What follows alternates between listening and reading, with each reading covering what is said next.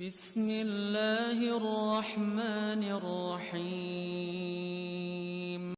Assalamualaikum. Jangan lupa like, comment, and subscribe. Bye. Nabi diperlihatkan pada perjalanannya itu keadaan surga, keadaan neraka. Sepulang dari itu, Nabi mengatakan, ini poin penting. Kata Nabi, "Lau ta'lamuna misla ma a'lam, la dhahiktum qalila, wa la bakaitum katsira." Kalau sekiranya kalian, artinya kita umatnya Nabi ini, ta'lamun, tahu, kama a'lamu, seperti yang saya tahu, karena saya sudah lihat dengan mata saya bagaimana keadaan neraka, bagaimana keadaan surga, la dhahiktum qalila, sungguh kalian sedikit tertawa, wala bakaitum katsira, akan banyak menangis.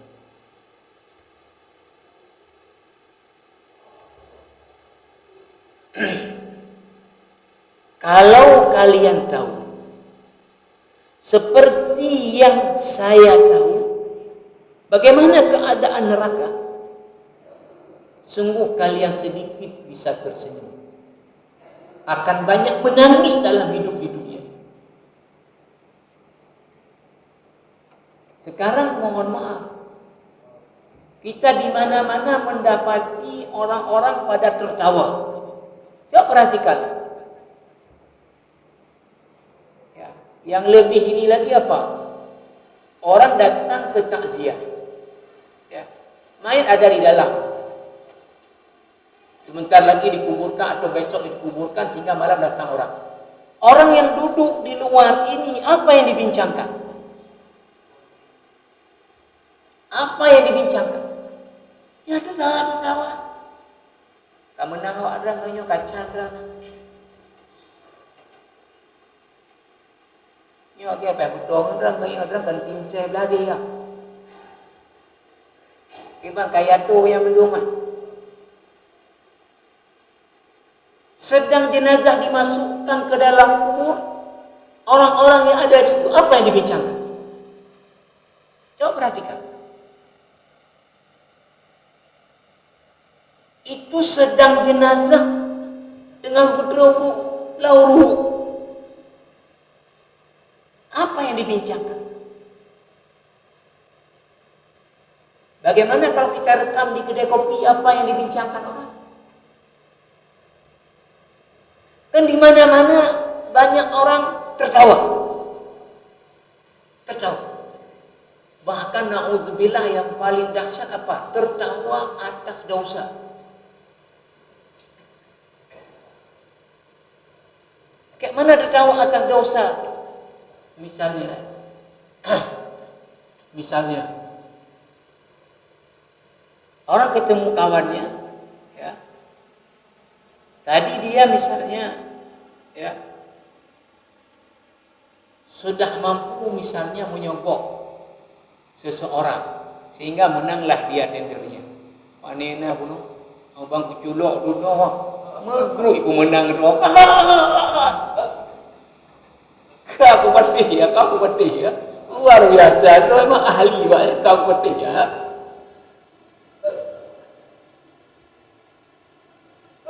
Tertawa atas dosa.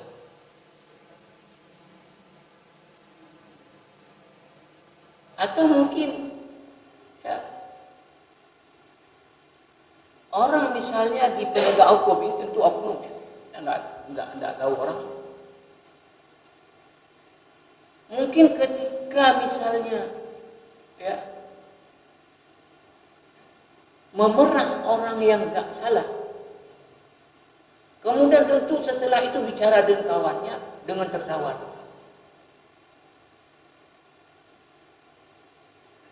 Ini mungkin kita sebut tadi. Kenapa? Karena memang kita belum tengok ke mana keadaan neraka. Seperti Nabi sudah tengoknya. Kita dengar ada dibilang sama ustaz-ustaz di ayat, di hadis, tapi kita belum tengoknya. Maka Nabi mengatakan tadi, sekiranya kalian itu tahu bagaimana keadaan neraka seperti yang saya sudah tahu tengoknya, maka sungguh kalian akan sedikit bisa tersenyum, akan lebih banyak kalian menangis.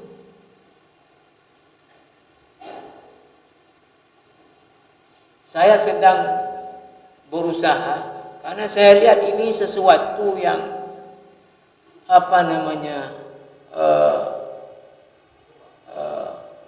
esensial, sesuatu yang sangat penting untuk kita ingatkan umat ini. Karena apa yang terjadi berbalik dengan apa yang diharapkan oleh Nabi Sallallahu Alaihi Wasallam. Apa? Kita dibolehkan dalam Islam tertawa, sehingga Yusuf Qaradawi menulis dalam kitabnya Fatwa Mu'asirah, fatwa-fatwa kontemporer. Ditanya oleh seseorang kepada Yusuf Qaradawi, sehingga beliau beri judul apa? Ad-din wa dhahik, agama dan tertawa. Bagaimana tertawa dalam pandangan agama? Qaradawi mengatakan bahwa apa? Ya, Islam ini bukan agama harus umatnya ini sedih, hidupnya murah mukanya. Enggak. Rasulullah sendiri dalam hidupnya bercanda. Di zaman Rasulullah terkenal ada orang-orang yang memang lucu. Ya. Sehingga Qaradawi mengatakan, kesimpulannya setelah memberi contoh-contoh bagaimana Rasulullah bercanda, bagaimana orang yang di zaman Rasulullah sudah terkenal dengan lucu, mengatakan bahwa apa? Pertama, boleh tertawa dengan syarat. Pertama, tidak merekayasa sesuatu yang bohong biar orang tertawa. Tidak membuat-buat cerita yang itu bohong untuk supaya orang tertawa. Karena Nabi mengatakan sampai 3 kali celakalah orang yang berbicara kepada orang lalu dia berbohong agar orang bisa ketawa. 3 kali Nabi mengatakan wailun, celakalah 3 kali orang yang mengarang-ngarang sesuatu hanya untuk supaya orang tertawa. Yang kedua adalah syaratnya apa? Fi hudud al-i'tidal, dalam batas yang wajar, tidak tertawa yang berlebihan. Maka orang misalnya ada tausiah, ada apa, kemudian ada lucunya secara normal, ya baguslah, karena supaya membangkitkan ini orang kan kalau gini aja kan kurang ini, ya. Tapi yang wajar, tidak kemudian dari pertama lucu semua sehingga kelihatannya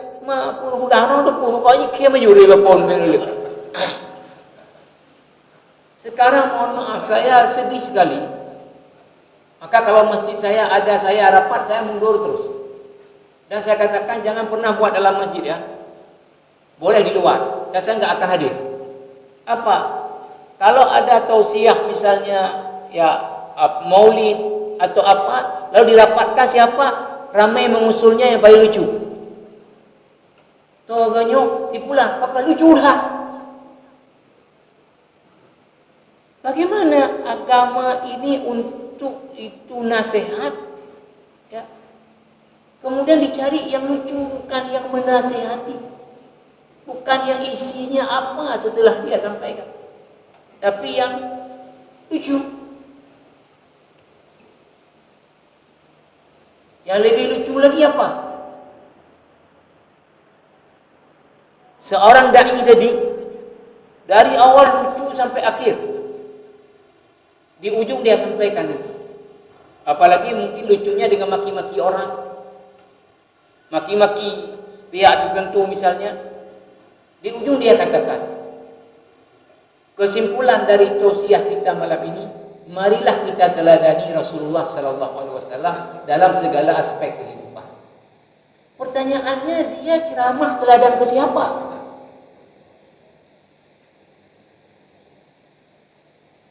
Kalau teladannya Rasulullah, tunjukkan satu hadis Nabi pernah lucu dalam ceramahnya, tunjukkan.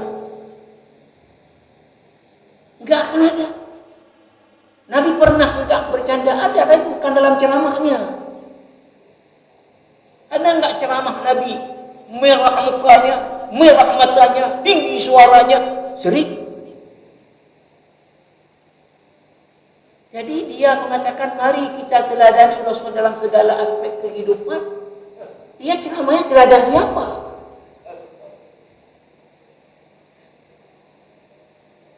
Nah, yang ketiga, kata Qaradawi apa? Kata Qaradawi, ya, harus lihat tempat dan waktu. Jangan kita di orang meninggal kita tertawa. Jangan di orang lagi menderita kita tertawa. Pertama, boleh tadi jangan ada bohong. Kemudian yang wajar, lihat kemudian tempatnya, lihat kemudian waktunya. Jamaah rahimakumullah, sebaliknya, tertawa tidak ada anjuran untuk tertawa, enggak ada hadis keutamaan tertawa, enggak ada. Malah yang ada hadis apa? La tuksirid dhahika, jangan banyak kali tertawa. Boleh tertawa, jangan banyak kali tertawa. Kenapa? Fa inna kasratadh dhahiki tumitul qalb. Karena banyak tertawa mematikan hati. Ya. Tetapi terkait dengan menangis karena takut kepada azab Allah, takut kepada dosa-dosa, ini perkara yang sangat dianjurkan. Orang yang sifat bawaannya susah menangis, kan ada orang tipikalnya memang kreatif. Ubina orang mau nangis gitu. Ada orang, ya, susah menangis. Ada orang sedikit aja dicerita yang sedih, retrok macam kamu ya. Kalau ada orang tipikalnya susah menangis, apa pesan Rasulullah? Fatabaku. Pertama, pura-pura dulu menangis. Jadi kalau untuk menangis karena takut kepada azab, itu sampai disuruh pertama pura-pura dulu. Nyahan demo jid ayat taklak roh belaki ku demo. Maka saya dulu saya punya kitab kecil tapi udah hilang. Judulnya adalah Mawadhi' baka fiha Nabi sallallahu alaihi wasallam, tempat-tempat Nabi menangis. Itu disebutkan semua. Saya mau cari balik, saya mau sampaikan tausiah tentang pentingnya, ya, memperbanyak menangis karena takut kepada Allah. Karena itu saya sebutkan di mana-mana orang meninggal tertawa. Hari-hari tertawa atas dosa. Nabi mengatakan tadi, kalau sekiranya kalian tahu seperti apa yang saya tahu bagaimana keadaan neraka, sungguh sedikit kalian tersenyum dalam hidup ini, akan banyak kalian menangis. Kira-kira kita ya yang jujur saja, dalam setahun itu berapa kali ada nangis karena dosa? Mungkin 3 anak. Tertawa? Tiap hari. Tidak ada kem ni, tidak ada orang kem ni, kem ni.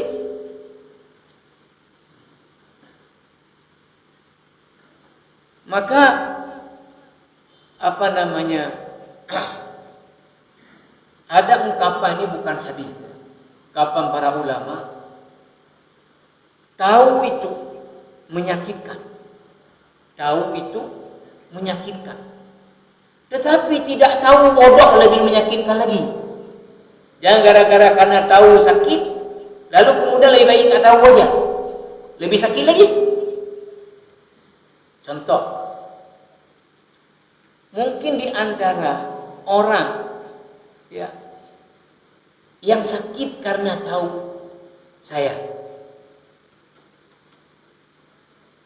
kalau dalam persoalan agama, artinya perbedaan pendapat ulama dan semua ada dalil, itu kita hormati walaupun berbeda-beda.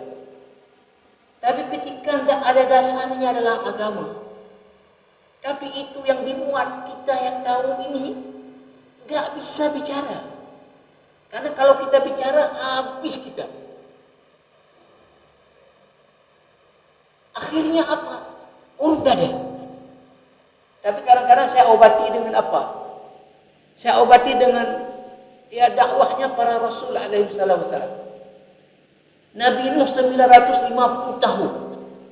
Dakwah siang malam. Berapa yang kemudian mengikuti dakwah? Banyaknya adalah menentang. Nabi Harun sebentar ditinggal sama Nabi Musa pergi menghadap Allah. Lebih kuat Samiri yang membujuk Bani Israel untuk menyembah patung anak lembu yang dia buat. Sehingga ketika Musa turun dan mendapati, marah kepada Harun, mau ditarik rambut dengan jenggotnya. Kata Nabi Harun, ya, jangan engkau marahin. Aku sudah berusaha, tapi mereka lebih kuat. Sehingga aku tidak berdaya, hampir aku pun dibunuh oleh mereka. Jadi, ya, di antara barangkali yang kita sebut tadi, orang kenapa enteng kali dengar riba? Itu mungkin di antaranya adalah tidak tahu bagaimana beratnya siksa pelaku riba, sehingga terlalu enteng. Bagaimana orang tadi tertawa atas dosa karena tidak tahu konsekuensinya bagaimana? Atau kalaupun tahu, ya mungkin kemudian apa, yakin dengan apa yang tahu, itu yang kemudian bermasalah. Maka oleh karena itu, jamaah rahimakumullah, terakhir, para ulama beda pendapat terhadap kapan peristiwa Isra Mi'raj terjadi. Sehingga di kitab Ar-Rahiqul Makhtum, ya, pengarang yang kitab Juara 1 tadi tidak berani memilih mana pendapat yang kuat. Biasanya beliau mengatakan yang kuat. Di sini enggak berani. Karena tidak ada petunjuk yang konkret kapan secara waktunya. Maka ada pendapat 6 yang diangkat oleh kitab Ar-Rahiqul Makhtum itu. Ada pendapat yang mengatakan Isra Mi'raj itu terjadi pada tahun yang sama Muhammad diangkat menjadi Rasul. Ini tidak tanggung-tanggung dipegang pendapat ini oleh Imam At-Tabari, mufassir besar, rujukan utama dalam tafsir, mu'arrikh ahli sejarah, malah memilih itu.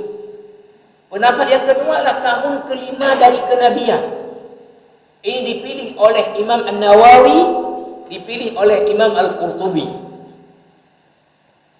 Pendapat yang ketiga, yang kita buat ini 27 Rajab, malam 27 Rajab, tahun ke-10 dari kenabian. Pendapat ini dipilih oleh ulama India juga, tapi Al-Mabarfuri, tapi Al-Mansurfuri. Pendapat yang ketiga adalah tahun ke-12 dari kenabian di bulan Ramadan, 16 bulan sebelum Nabi hijrah ke Madinah. Ini pendapat yang keempat. Pendapat yang kelima adalah tahun ke-13 dari kenabian, 12 bulan.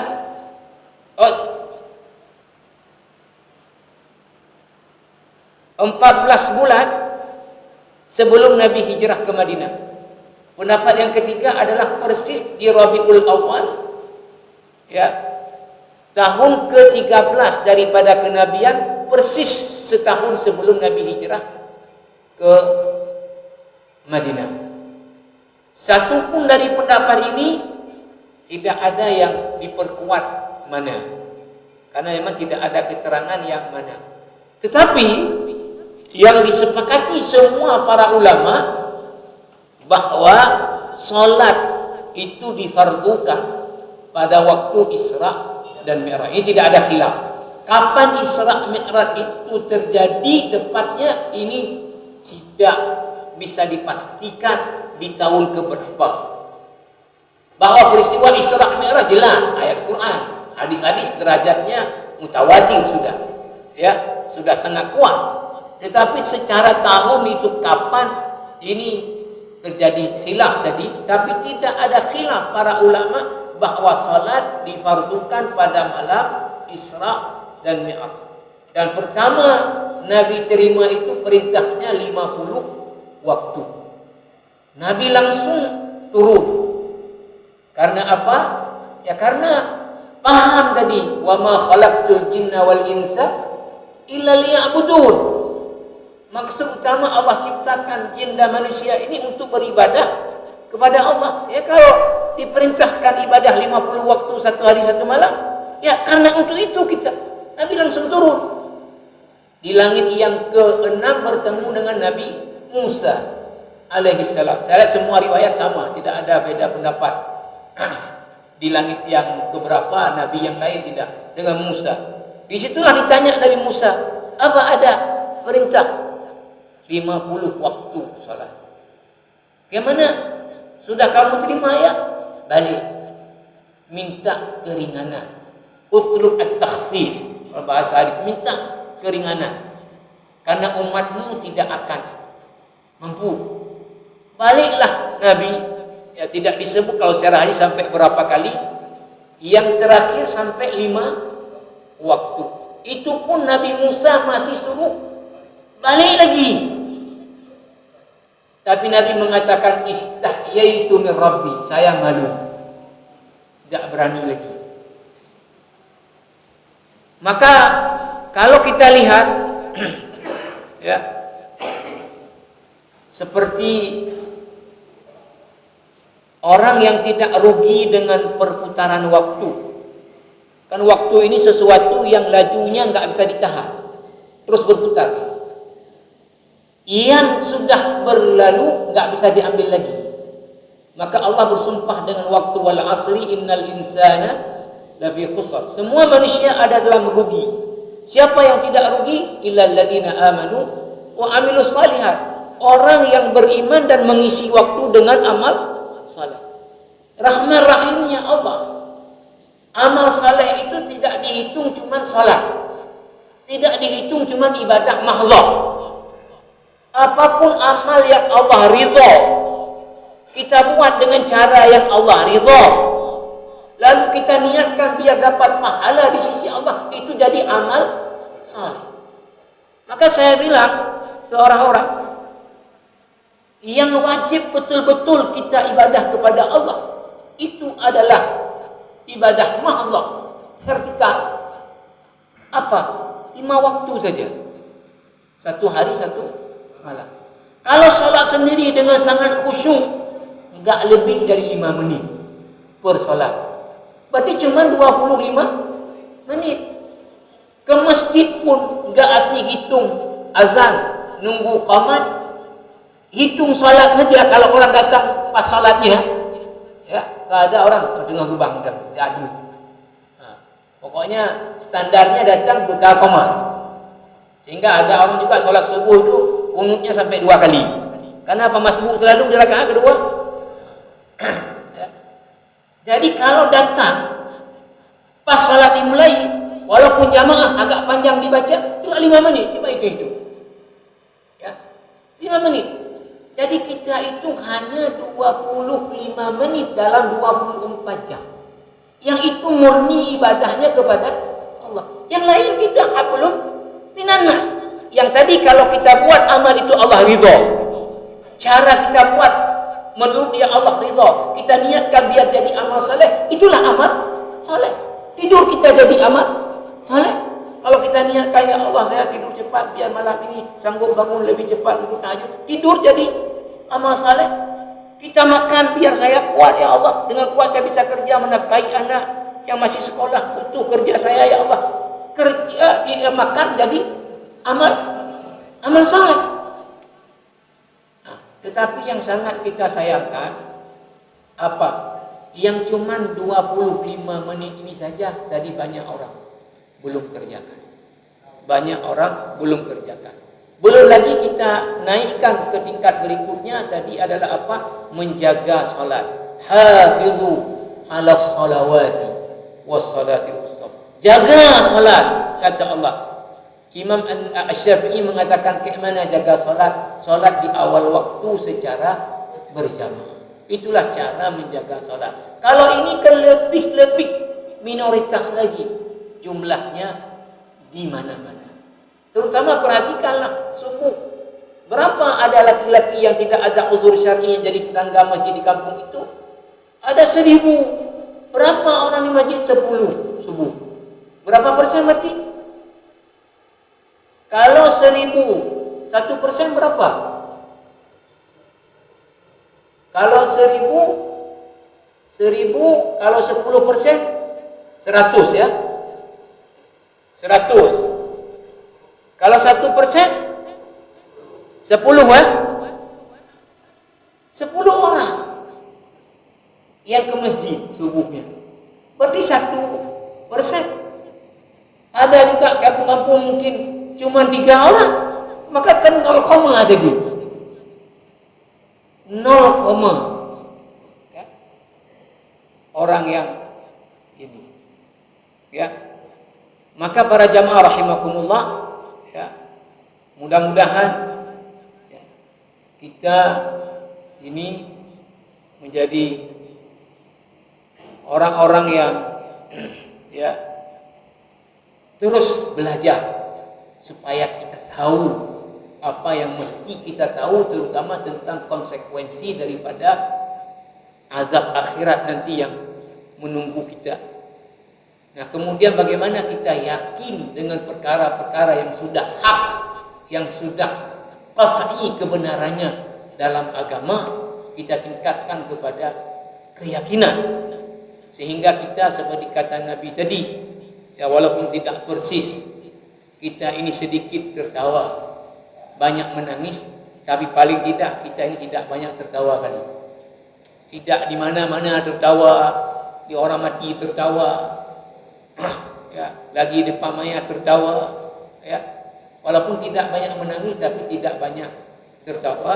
Dan sangat besar keutamaan orang yang bisa menangis karena takut kepada Allah. 2 mata kata Rasulullah tidak akan disentuh oleh api neraka. Ainani la tamassahuma an-nar. Apa pertama? Ainun batat tahrusu fi sabilillah. Mata yang berjaga waktu perang, pergerakan musuh jadi mintel dia tinggal tidak tidur. Yang kedua apa? Mata yang tidak akan dimakan api neraka. Ainun bakat min khasyatillah. Mata yang menangis karena takut kepada Allah. Subhanahu wa ta'ala. Mudah-mudahan ada manfaatnya. Subhanakallah bihamdika asyhadu an la ilaha illa anta astaghfiruka wa atubu ilaik. Wassalamualaikum warahmatullahi wabarakatuh.